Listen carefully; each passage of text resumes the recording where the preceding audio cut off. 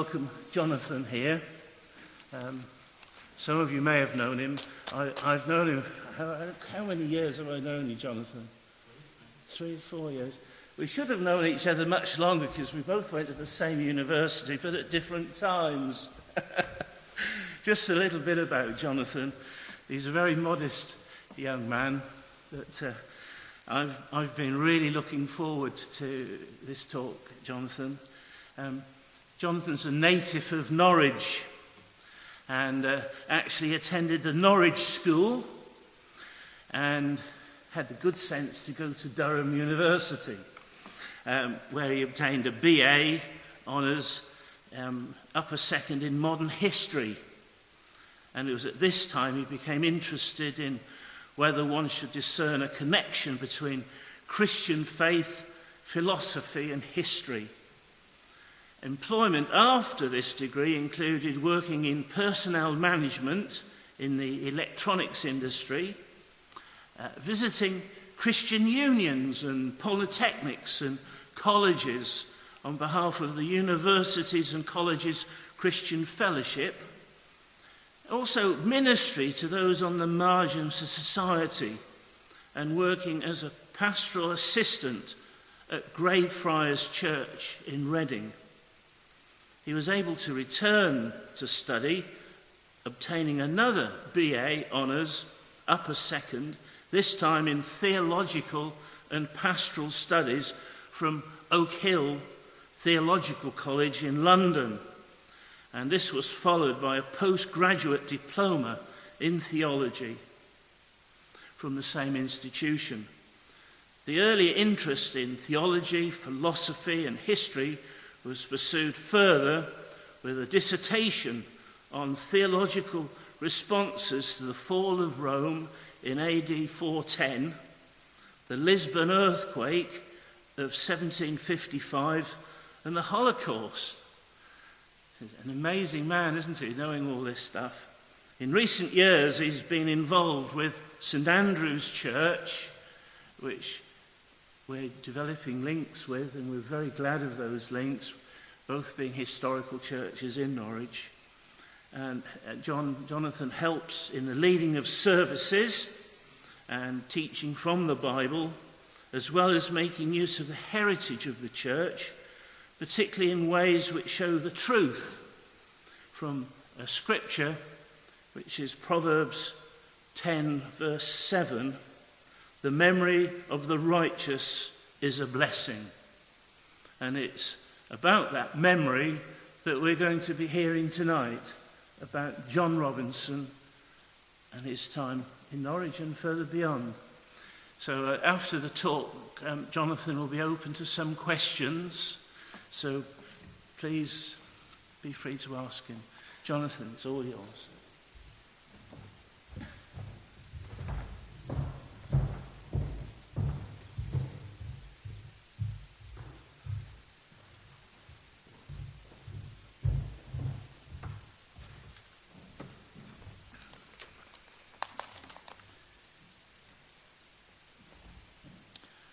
Well, thank you for that welcome, John. And yes, I hope indeed that we will find the memory of John Robinson, whom we're considering this evening, to be a blessing to us. I'll be running through his life, picking out points which I think are of a particular note for us. So we'll start with his early life. He was born in about 1575 in Sturton. That's a place now known as Sturton-le-Steeple in Nottinghamshire. The village had about 650 residents and was quite prosperous, partly because the soil there was good. However, there was a lack of harmony between people, and especially there was rivalry between a family called the Lascelles and the Thornhores, and between the local magnate, the Earl of Shrewsbury, and a family called the Stanhopes. And this rivalry led to lawsuits and even to violence. And since people were connected with the local church, its life was disfigured. One example of that occurred in 1594, when it seems that George Lascelles, the local lord of the manor, who was then aged 33, attacked the vicar physically. A man vicar called John Quip, who was in his mid-50s, and he called him a vile priest and complained that Quip had reported him for not attending church. I think this background is quite significant, because when Robinson comes to faith and considers what the church should be, what he'd observed in his early life is likely to have caused him to doubt whether an arrangement under which everybody was deemed to be part of the church was really the proper model to follow. That's a point to which we'll return later. In 1592, he goes to Cambridge University, to Corpus Christi College, probably as a sizar. That was the lowest tier of Cambridge students, and it was an arrangement whereby intelligent youths with limited means could pay their way through university by doing chores for those who were better off. It was likely that he was sizar to Roger Manners, 5th Earl of Rutland, who joined the college that year. Among those likely to have influenced him at the college are the leading Puritan William Perkins, who gave a lecture on divinity at the college on Thursday afternoons, John Jagan, who was master of the college and who was Calvinist in outlook, and John Jagan's brother Thomas, who was John Robinson's tutor. John Robinson said that his Christian conversion came about in the Church of England, and it may well have been at this time. It seems that he was a young man who worked hard, and in 1598 he was appointed a fellow of the college. That perhaps sounds grounder than it actually was. It meant that he had board, lodging, and some pay, and it gave him the freedom to make contacts and look for opportunities elsewhere. It was an arrangement which only was allowed to continue while he was unmarried. And in February 1604, he resigns his fellowship and within a few days marries Bridget White from the home village of Sturton. Later in 1604, he comes to Norwich as a deputy to the minister of St Andrew's Church, who's called Thomas Newhouse. One might have expected the arrangement to work well. Newhouse was Calvinist in outlook too. He used to give lectures on Thursday afternoons, defending double predestination. There's a view also held by Robinson.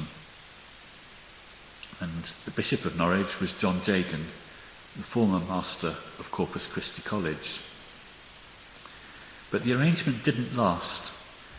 And within a year or so, John Robinson moved out of the Church of England. Perhaps that was linked to attempts by Bancroft, the Archbishop of Canterbury, to impose conformity on the Church of England. And one should say perhaps behind Bancroft there was James I, who was pushing for conformity and who saw non-conformity as a threat to national unity. James had a particular dislike of those who were Puritans in outlook, who wanted to change and or make changes to the Church of England. Well, Bancroft, I think one should be fair to Bancroft that he was trying to raise standards. He stopped vicars going to taverns, for example, and stopped them from gambling, and insisted that a pulpit should be installed in all the churches.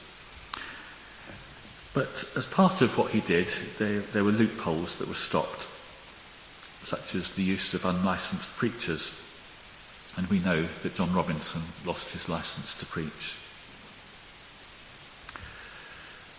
More basically, though, it's likely that John Robinson came to the view that the church exists where 2 or 3 are gathered in the name of Christ, in line with Matthew 18, verse 20, and that it only exists in those circumstances, which meant that it didn't exist in the parish system of the Church of England as it stood. And as we've seen, the situation in Sturton was not good. And even in St Andrews, Norwich, where there'd been a faithful biblical ministry for decades, especially with John Moore, the man who was called the Apostle of Norwich and who was there from 1572 to 1592, the situation was less than satisfactory. John Robinson was later to write that the congregation of St Andrews was, and I quote, "not gathered out of the world, nor separated and sanctified from the world according to the dispensation of the gospel." Well, he continued to minister in Norwich for a time, but we don't know much about it.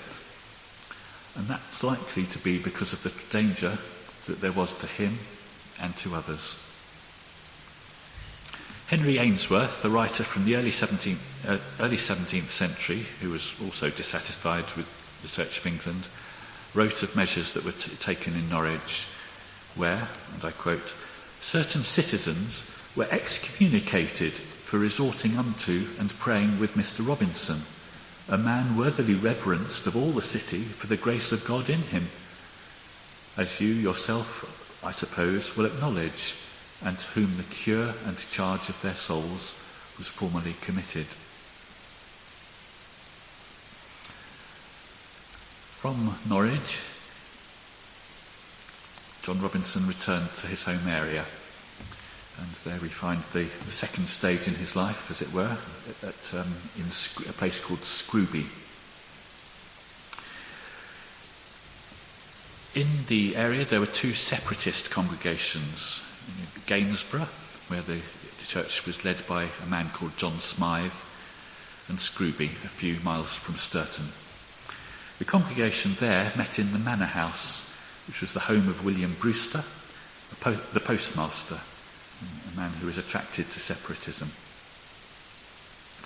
He was the elder of the church, one of three leaders of the congregation, the second being the pastor Richard Clifton, the former rector of nearby Babworth Church, who had been ejected for failing to conform to the Archbishop of York's attempts to bring clergy into line. And John Robinson became the third, the teacher of the congregation.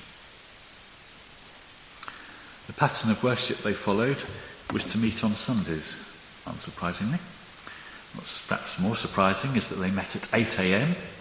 and continued through till 5 or 6 p.m, with a break for 2 hours at noon. They sang psalms, they read the biblical text, with each participant who was wishing to standing up to discuss it. That points to a strong commitment to each other, a commitment which lasted and was probably strengthened through adversity.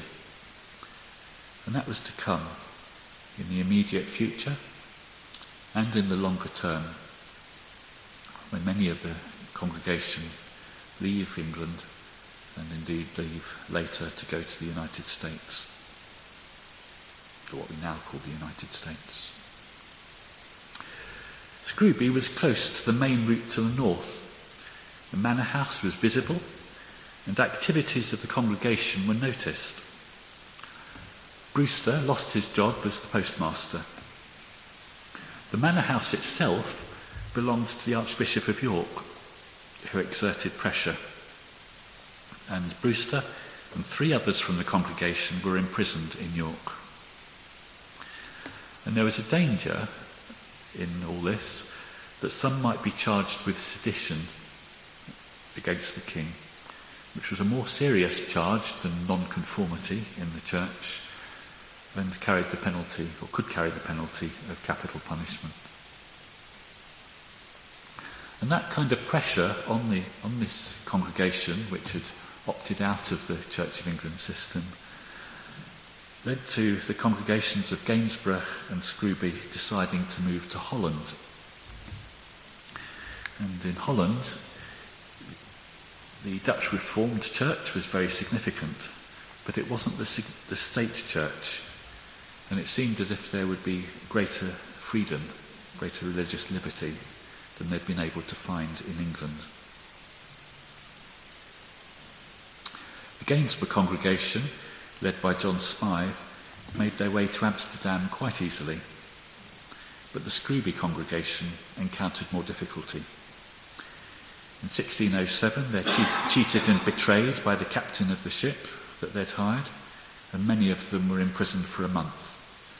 Brewster, Clifton and Robinson were imprisoned for longer. In 1608, they try again, and again it's difficult. What actually happened was that the men got on board the ship, and the women and the children, who were coming separately, were intercepted by people on the shore, and the captain of the ship, when he saw them, just left. So the men were taken to Amsterdam, the women and the children were left behind. And that was, of course, a great upset to people. But eventually the women and the children were allowed to go. Robert Cecil, the Secretary of State and the Lord Treasurer, seems to have decided that there was no point really in encouraging or making them stay in England. And eventually they all met up in Amsterdam in the autumn of 1608 to great rejoicing. So, does all sound well? Well, it wasn't. Because by the end of 1608, although they were in Amsterdam, disagreements were starting to emerge between them.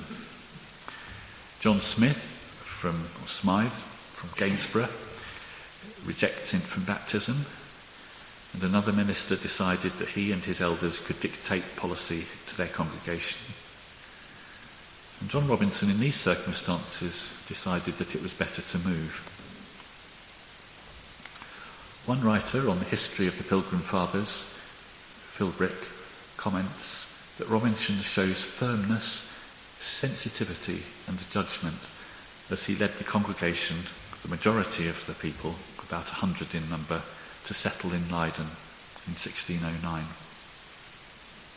William Brewster becomes the ruling elder at Leiden, and Robinson is asked to be the pastor, while Clifton stayed in Amsterdam.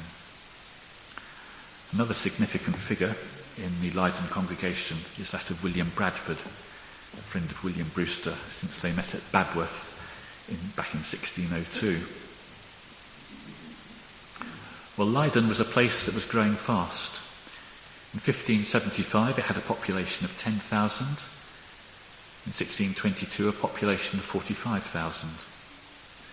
And people came to work in textiles, especially the manufacture of light woolen fabrics. And through that the city became rich.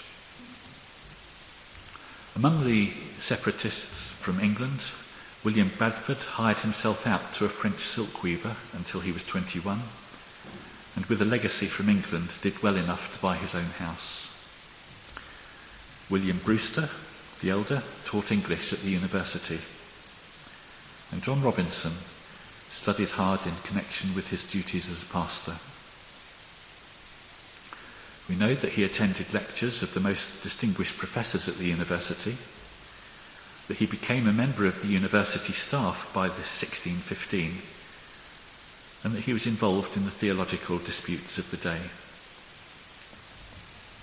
In Holland, these were primarily over the clash between the views of the Arminians, also known as the Remonstrants, who followed the view that God might save everyone if he wished, and man played a part in this by deciding how to respond to God's grace. And the Calvinists, who are also known as the Counter-Remonstrants, who held to the view that God predestined some to go to heaven and others who would not, which is the view I referred to earlier of double predestination. God decides before the beginning of time that some will go to heaven and others will not. John Robinson continued, though, to write about issues which affected the church in England, such as a defence of separation from the Anglican Church, in a long reply to the Reverend Richard Bernard, the vicar of Worksop in Nottinghamshire, and in a defence of lay preaching to Christians in Norwich, lay preaching by those who hadn't been formally ordained. And in these letters, or books really, he shows great care in both the way that he states the views of others and in how he replies to them, providing an example for us which is worthy of note. Even more noteworthy, though, is his praise for others, even where the path they had chosen was different to his own. In his defence of lay preaching, for example, he refers to the then minister of St Andrews, the Reverend Yates, as a man of good gifts in himself, with a sincere zeal for the truth and love of the Scriptures, shown by the simple and solid way he deals with them, although he then proceeds to disagree with him over the issue of lay preaching. Sometimes we do disagree with other Christians, but we can learn from John Robinson about the way that we do so. Being fair about their views and in being charitable towards them. Later, Edward Winslow, who was at one time a member of the Church in Leiden, was to write, "For schism and division, there is nothing in the world more hateful to him." It is hateful to John Robinson. Apart from his writing, it's also worth being aware that the church in Leiden grew from about 100 to 400 in number between 1609 and 1620, which indicates that Robinson and others involved in leading the church were used to bring blessing in their day. There was a maturing too, in the sense of the church being less of an enclave of righteousness, keeping its distance from everybody else, and more one which was prepared to engage with those from outside. And in time, for example, John Robinson allowed members of the church to attend services elsewhere.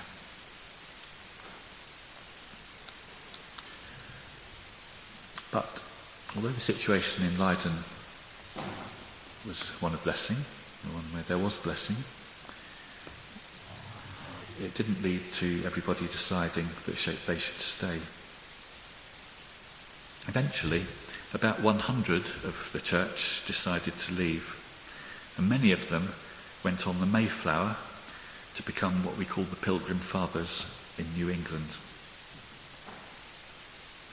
William Bradford, from the Congregation, cited 4 reasons for this: the hardness of life for many in Leiden, loss of morale linked to the hardness of life, burdens on the children who might turn to crime or leave on ships for the East Indies, and also the hope of taking the gospel to the New World.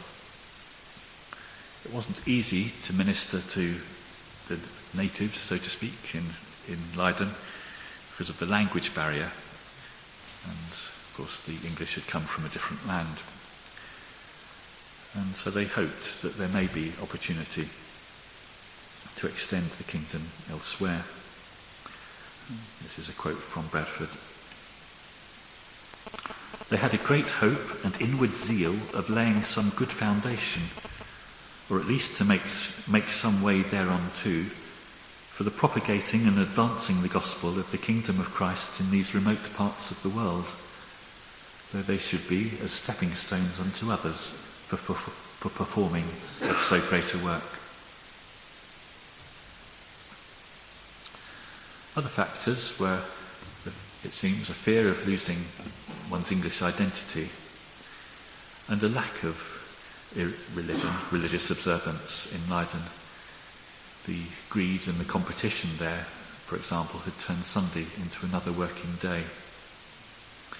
And even though they were in Holland, they hadn't found the freedom for worship which they really wanted. Brewster had got into trouble for publishing Puritan works which were critical of James I. And you may know that the Armenian Calvinist dispute led to physical violence. So we can understand that people hoped for greater liberty and greater safety. And in that, I suppose, yearning, the idea of making the journey to what we now call the United States comes about. But it's worth noting a number of features of the way this came about, which I think justify the title which is given to this evening's talk of John Robinson, pastor to the Pilgrim Fathers. He never actually made it to America, but he was a true pastor to those who did. A lot of sense in the Scout motto, which I guess we all know, be prepared. And the people who went were prepared in many ways. You see, for example, that they prayed. They explored different options for going, even the option of going under the Dutch flag. But eventually they obtained permission to go to Virginia, where there was a need for colonists. And having obtained that permission, they then proceed to have a day of humiliation, thanksgiving and prayer to seek divine direction. And at that, John Robinson preaches from 1 Samuel 23, verses 3 to 4, where King David expresses concern about going to Keilah, the land of the Philistines, but there is reassurance that the Lord will be with them. And that willingness to seek the Lord together is a pattern that was helpful to the colonists later on, as we shall see. We can also see a degree of preparation in the practical sense shown by the congregation, in that they decided that the younger and the stronger ones should go. And they decided that if a majority wanted to go, then the pastor would, John Robinson. If a minority wanted to go, then it would be the elder who would go.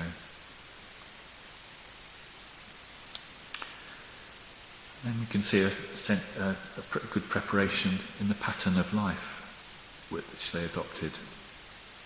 And here we see something of Robinson's character and of the way that he prepared those who travelled. John Robinson was, as I've indicated, a person of large sympathies. He wished for unity where it was possible to have it. In one of his writings, for example, he defends at some length the lawfulness of going to hear ministers from the Church of England. It was obviously something which some were saying people shouldn't do. But Robinson, although he himself had left the Church of England, was willing to say, there are people from whom you will find blessing in the Church of England. Another noteworthy feature and praiseworthy feature about him is his desire to learn, to receive more light from those who knew more than him. And the third praiseworthy feature of his life is his prayerfulness. And that's connected to the pattern of life he commended to those who went over from Holland to New England.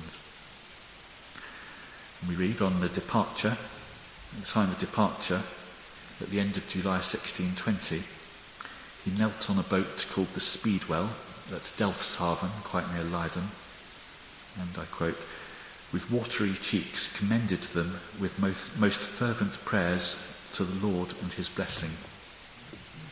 The parting address, the sort of sense of it, has been preserved for us, and it's worth reading a little bit of that. In fact, we've alluded to it already in the hymn that we first sung, when we referred to light and truth breaking forth from God's word. So Robinson's words started rather like the following.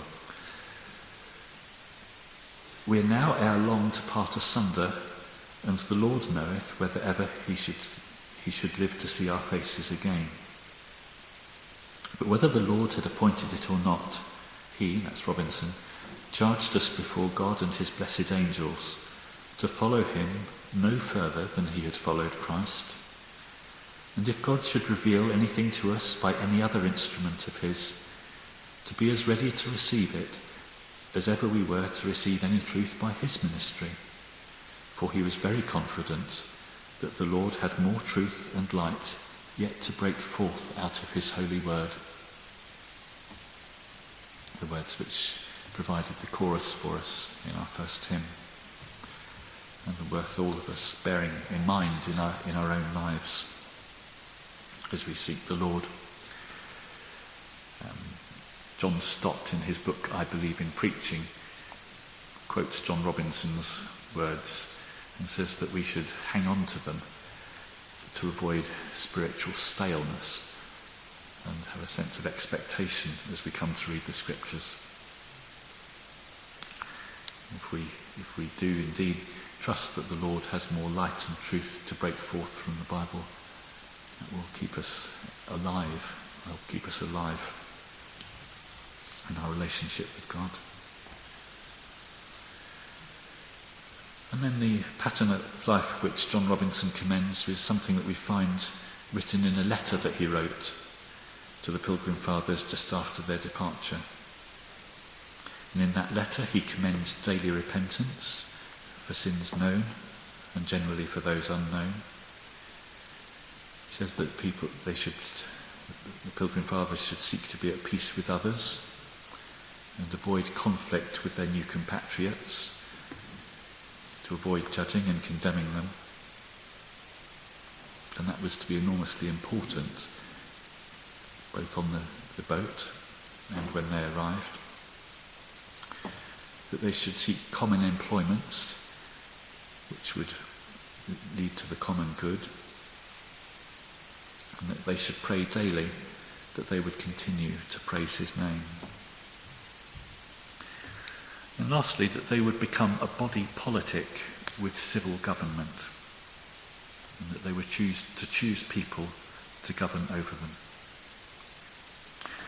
In choosing who was to govern them, he said, "Let your wisdom and godliness appear not only in choosing such persons as do entirely love and will promote the common good, but also in yielding unto them all due honour and obedience in their lawful administrations."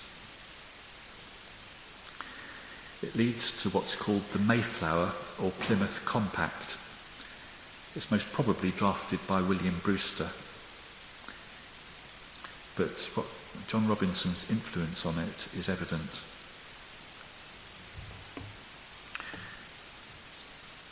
Just read a little bit from it. So when they got just before the boat was due to land, there was a dispute by some of those on it, and they said, "Well, we're not bound to obey the commands of any of the Mayflower pilgrims, because we didn't agree to in the first place." But they managed to come to an agreement between themselves. And I think Robinson's influence is clear in what they agree to.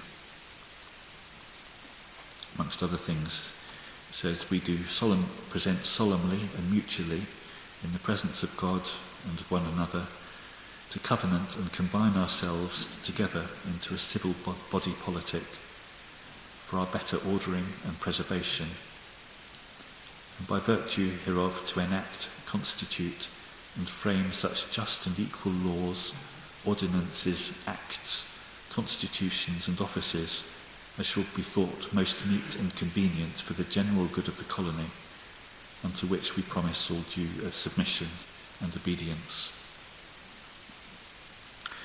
And Robinson's influence is not just in the fact that they come to this agreement with people who in some sense had no no commitment to the aims of the Pilgrim Fathers, but that they also choose the sort of person that Robinson had commended.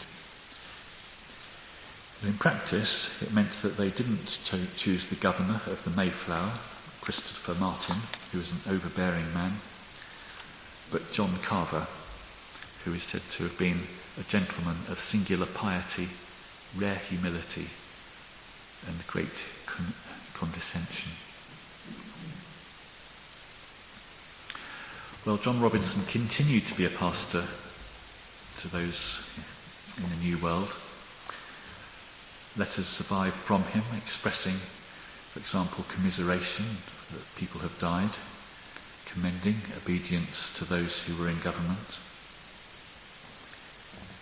and a letter expressing great sadness at the loss of the life of Indians who had threatened the colonists. But John Robinson's reply, when he heard about it, ran as follows.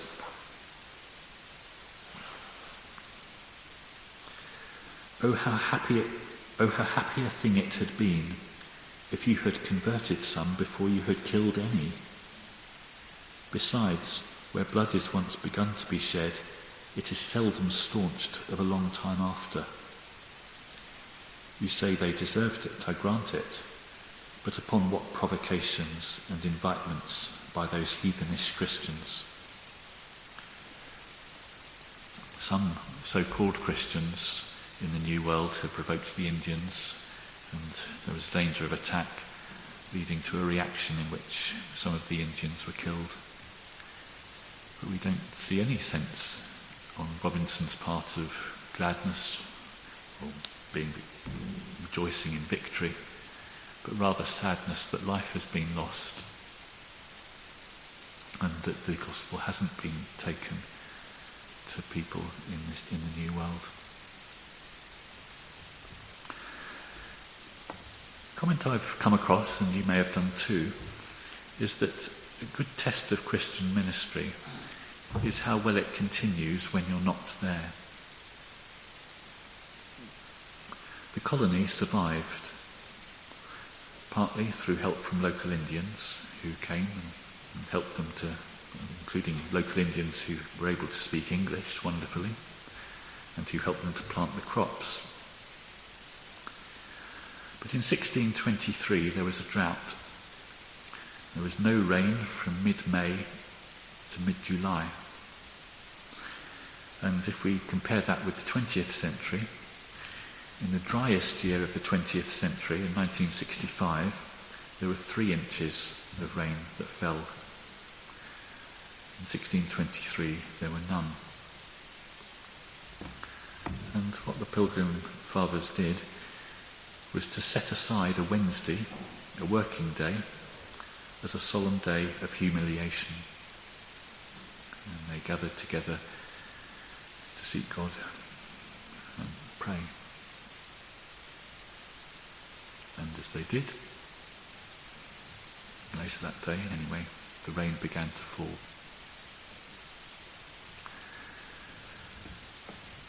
John Robinson himself died of plague in Leiden in 1625. But in that example of the way the church behaved in 1623 in New England, we can perhaps see a parallel of the blessing that was brought by the rain falling and the blessing that John Robinson brought to the Pilgrim Fathers who have gone out to the New World. Thank you for your attention. And if you have questions, I'll do my best to answer them.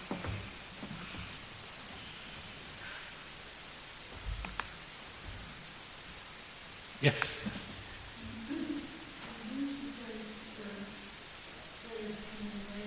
Yes.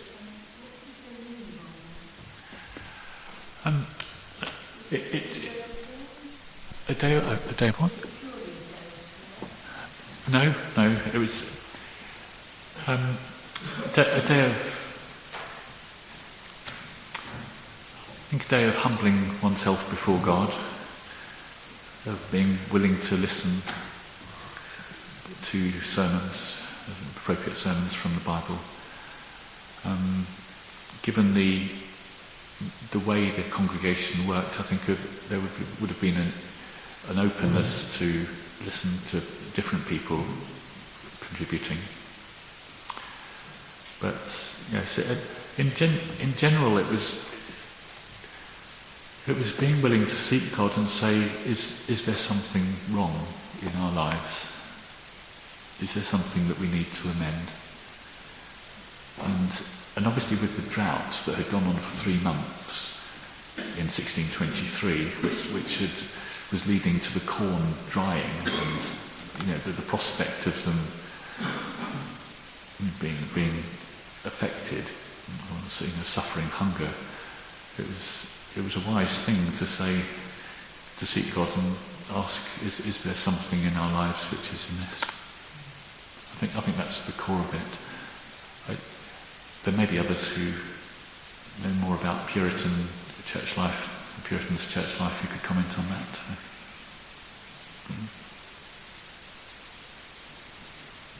Yes.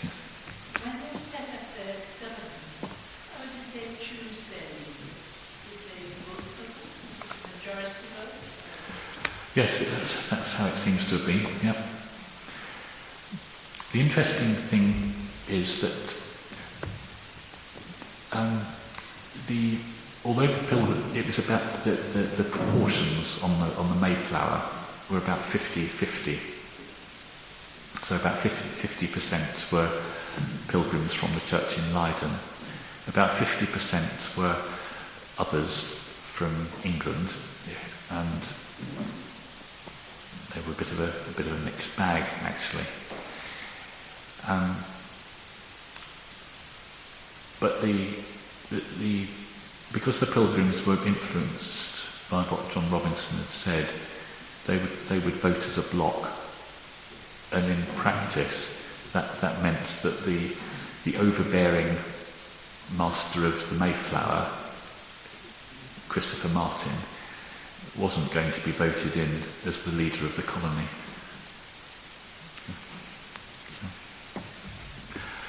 It's I think the agreement that they make is very noteworthy. This book by a man called Nathaniel Philbrick refers to the Plymouth or the Mayflower Compact as being of the same importance as the Declaration of Independence and the American Constitution, in setting up this arrangement for people joining together and voting for a leader and being willing to submit to laws which are passed for the common good.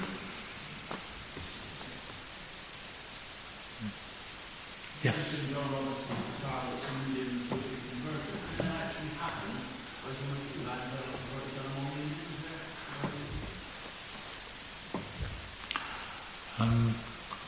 Not in the early years, as far as I can tell. No, they seem to have had a rather strange mixture of beliefs. Difficult to work out what some of them are. There are carvings on rocks, which we can see, but there's a lot of them to do with the worship of what's in the created order rather than the Creator. But there were discussions between them. So I suppose there were attempts at missionary work, but I don't think they got very far in the early years, no.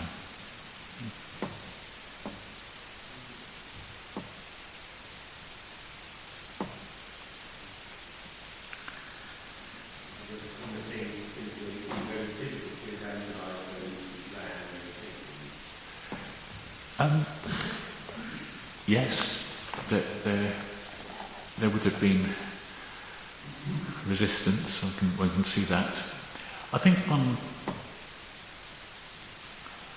one can see a degree of providence in that when they actually landed in New England, they landed in an area which was uninhabited. The Indian tribe that had been there had almost completely died out, and they were actually able to form quite good relationships with, not all, but some of the local Indians, including making a peace treaty with one tribe which lasted for about 50 years. So, Squanto, yes. Yes. Yes. Oh yes, they saw. Well, it was, yes, and they regarded him as an instrument of Providence sent for their good. Yeah, difficult to disagree with that. and they actually learned from the Indians how to plant crops in a certain way, which helped them get through the early years. It's that actually which lies behind Thanksgiving, which is celebrated in the USA as their great national holiday.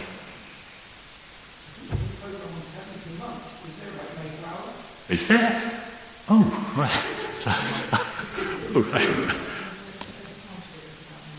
Because you know they were rebuilding or making an exact full-size model of Mayflower. I didn't. No. It's at Harwich. Oh. And it will be launched in 1620 and sail across the You mean 2020?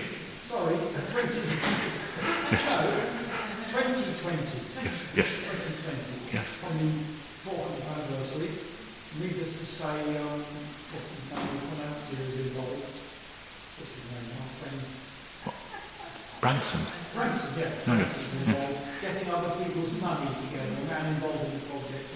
Branson is helping us to raise other people's money on his own. So there's an exhibition on the pier at Harwich. Yes. Because the boat was built there. Right. Built in Harwich. Yeah. And there's a plaque on a house where the captain of the boat lived. Yeah. The original captain. And they're rebuilding it. Yeah, just on the station. We had a holiday there earlier last year, and we happened to be in the house. We rented a flat for a few days. And we were looking right out. We saw over the station, all the wood being piled up there, getting ready. We went in and we were shown around. It was open on certain places. Oh. Very interesting. Yeah. Thank you. Yes. It's not the first time actually a replica has been built. So there's a small one in America. This is full size. Well, I think there was a full-size replica built in 1957, and it sailed across the Atlantic. It's yeah. But I'll show you the reference to it in a book afterwards if you like. But yes, it's just to mention something about the trip of the original Mayflower and of this replica Mayflower in 1957. They had quite a stormy passage going over the Atlantic, and it wasn't easy for them at all. One of the things they did is rather unusual in sailing, that because the storm became so bad, they let down all the sails and had to run before the wind. They said, or just let the wind take them as it, and see what happened. And that's something that happened with the original Pilgrim Fathers. It also happened with the Mayflower II in 1957, and they took down the sails and just, it's in sailing terms, apparently it's called letting the boats lie ahull. And the captain of the Mayflower II said it was a manoeuvre which probably hadn't been tried for about 2 centuries. But when they did it, they found that the boat behaved like a contented duck, going up and down, up and down. Anyway, so those ancient makers of ships learned a few things.